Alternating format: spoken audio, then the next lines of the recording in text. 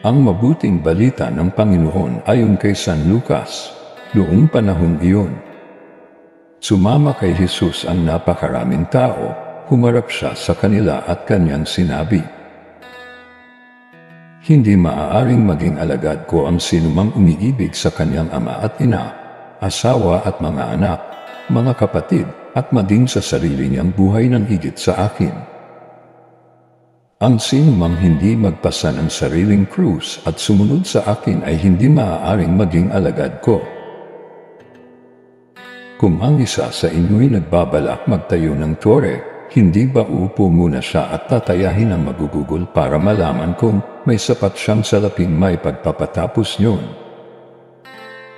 Baka mailagay ang mga pundasyon ngunit hindi naman maipatapos siya'y kukutsain ng lahat ng makakakita nito. Sasabihin nila, nagsimulang magtayo ang taong ito pero hindi na ipatapos. O sinong hari na makikipagdigma sa kapwa hari ang hindi muna uupo at pag-aaralang mabuti kung ang 10,000 niyang kawal ay maisasagupa sa kalaban na may 20,000 tauhan. At kung hindi niya kaya, malayo pa ang kalaban ay magsusugo na siya ng mga kinatawan upang makipagkasundo. Gayun din naman, hindi maaaring maging alagad ko ang sinuman kung hindi niya tatalikdan ang lahat sa kanyang buhay." Ang mabuting balita ng Panginoon. Pinupuri ka namin, Panginoong Hesukristo. Unang pagbasa. Pagbasa mula sa sulat ni Apostol San Pablo sa mga taga-Roma. Mga kapatid, huwag kayong magkaroon ng sigutan kaninuman liban sa siguting tayo'y magibigan, sapagkat ang umiibig sa kapwa ay nakatutupad sa kautusan. Ang mga utos, gaya ng, huwag kang mangangalunya, huwag kang papatay, huwag kang magnanakaw, huwag kang mag-iimbot, at ang alinmang utos na tulad ng mga ito ay nabubuo sa ganitong pangungusap. Ibigin mo ang iyong kapwa gaya ng iyong sarili.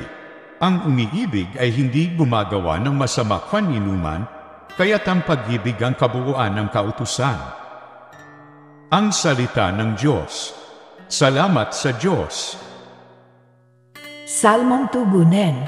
Ang taong tunay na matuwid ay mahabagit mabait.